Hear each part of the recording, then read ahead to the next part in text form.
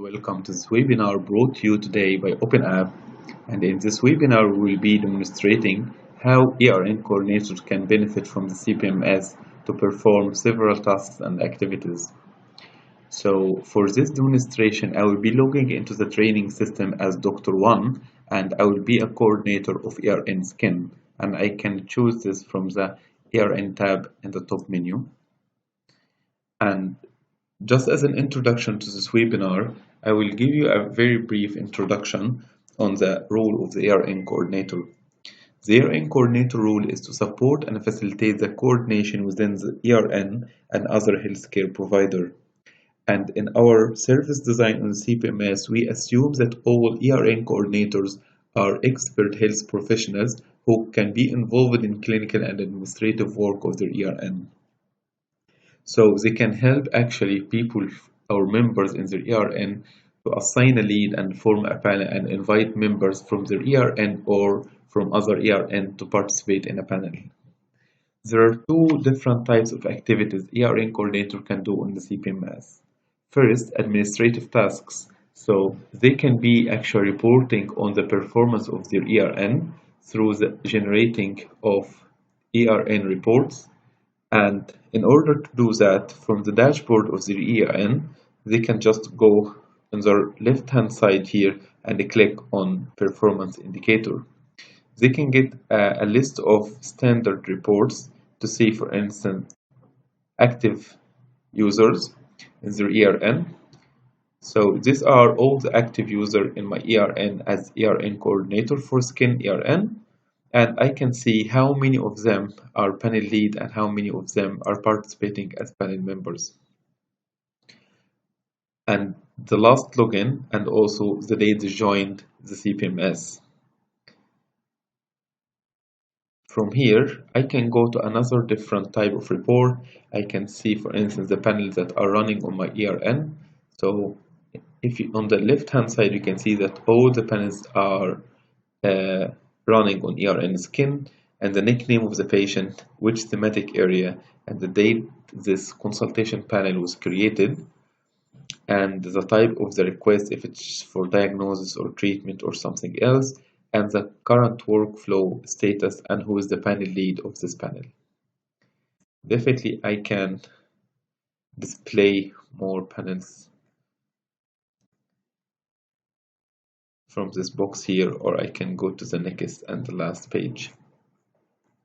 In order to download any of these reports, you can actually click on the download icons here and say export to Excel, for instance, and then you just can go and download the Excel file. You can open the Excel file. Some data might be encrypted, such as the date when this panel was created, and also gives me information on the thematic areas and the nickname and everything that was displayed on the screen. Here you can refresh the page if you want. You can select also and filter the panels by each thematic area within your ERN or across ERNs. And if you are looking for one specific panel or panels that were created within time interval, then you can just say between 1st of February to 26th of February, for instance, if I want to see the panels that were created in February. Okay, I can go to another type of report and I go to see how many panels are closed in my ERN, and these are the panels that are closed. And similarly, I can also download them or filter by thematic area or filter them based on the time when they were created. The last type of report that we can generate as ERN coordinator is to see how many user or health professional in my ERN interested in which thematic area. So I can see here, these are, let's say Dr. One, he's interested in these thematic areas. Mr. Video 4, they are interested in other thematic areas. So that gives me an idea if all the thematic areas in my ERN are covered by health professionals or not, and those people have expressed their preferences to join these thematic areas. So the first administrative task for ERN coordinator is to generate a quality report or performance report on their ERN. Now we move on to the second administrative task is to create ERN meeting. The ERN meeting is given exclusively to the ERN coordinator to schedule as a type of multidisciplinary team meeting or a periodic meeting in which ERN members can bring different patients and discuss it in one panel, and each of them will have one slot for each patient. So let's say in ERN skin, we want to have an ERN meeting every month. So let's say in skin meeting, and this will be monthly, and let's say we agree to start this meeting at 10 o'clock in the morning London time, and we can have like 5 slots, and the duration of each slot, let's say 10 minutes, and the repeating unit is, let's say we meet every month, and the frequency every 2 months, and it occurs on the second Monday, for instance. And the description here is a ERN meeting, for instance, for all health professionals to bring patients in one meeting to discuss and collaborate.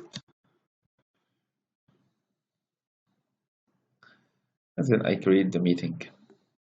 And people in my ERN, when they are in their panel, they can actually select 1 or 2 slots of the ERN meeting to bring their patient, rather than having one individual meeting with only people in their panel.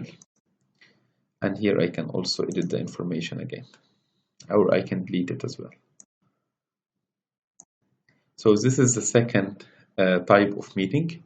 And the third administrative task for ERN coordinators that really happens outside the CPMS is to approve members to join their ERN and also give access to the guest professionals from external healthcare providers to authorize them having an access to ERN CPMS for enrolling their patients and seek assistance. So to this point, we have covered already the administrative task of the ERN coordinator. So now I will move to the second part of this webinar and show you what type of assistance ERN coordinator can provide for their ERN members when they are in a situation they need assistance from their ERN. So I go back here to my dashboard of the ERN skin, and I can see the box here that says request inbox, and this is exclusively displayed on the screen of the ERN coordinator, and this is also can be given to the ERN dispatcher, but I will hold on for a second to describe the ERN dispatcher rule until I just cover this part here. So these are the requests that came to my ERN to help with. So let's say here is the center, here is the date, and here is the panel ID. I can expand this list by clicking here. You can see all the requests. So let's say I will go and see what type of request I'm supposed to deal with from the center. Oh, this is Dr. One again. So for this demonstration, I will pick one of these requests here, and let's say we go to this request, and I can see here is the panel. The lead here is Mrs. Emma Jackson, and she's from ERNI, from this hospital. This is the thematic area, and the status here is from the timeline says ERN coordinator is assisting. And what Emma Jackson wants is to assign a panel lead for this panel, for instance, or invite people on her behalf to join this panel, either from the same ERN skin, or from different ERN. So as the ERN coordinator, I have more privilege to invite people within my ERN or across ERNs as well. So I can see here those are the people interested in this thematic area in my ERN scan. So I can actually filter people based on their interest in each thematic area, or I can browse all users in my ERN and invite them. So let's invite Miss Dr. Birmingham 1 and 2, Dr. 1 for instance, and I can see them here invited. I can assign one of them as a lead, for instance. Let's go and assign Dr. Birmingham to as a lead, for instance. It depends on the request. So the request can be either that I need to change the lead. So now Dr. Emma Jackson is the lead of this panel. I can assign someone else to be the lead, or I can assign just people to join her panel and invite them. Secondly, I can go and invite guests from other ERNs. So I can go, for instance, to ERN Bone and invite Dr. John Smith, for instance, from a different ERN to this panel. Or if this request is irrelevant to my ERN, I can go actually and forward the panel to another ERN coordinator to go, oh, this might be suitable to be dealt with in ERN endocrine. Then I say this request, for instance, is irrelevant to my ERN. Please deal with it, for instance. Okay, so these are the communication between an ERN coordinator to another ERN coordinator. And as you may see here on the timeline, it captures all the interactions. So now this request, because I forwarded, it's no longer available on my screen. So this request inbox capture all the incoming requests from ERN members who needs help to assign a panel lead, to invite people from their ERN, to ask for assistance, to invite other health professionals or experts from another ERN, or also when a guest or external health professional from a hospital that's not part of any ERN request an assistance when they enroll a patient, then the request will be shown in this list, and I can assign a panel lead to their panel. So to this end, I have covered the ERN coordinator role in the CPMS.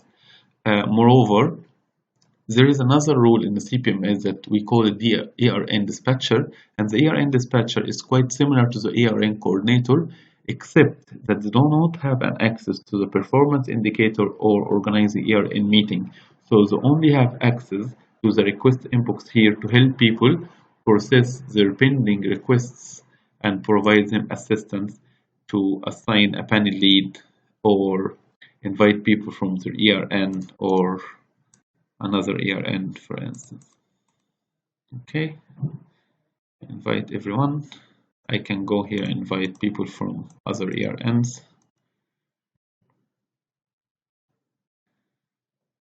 Probably don't have members here. Okay. So the ERN dispatcher is a rule that has to be requested actually by the ERN coordinator to the support team of the ERN, because it will not be given to everyone in the ERN, and it has to come upon a very special request from the ERN coordinator, who can select one or two people in the ERN who are expert and competent enough to deal with such requests for assistance. Thank you very much, and we are looking forward to welcome you in other webinars in the future. Bye bye.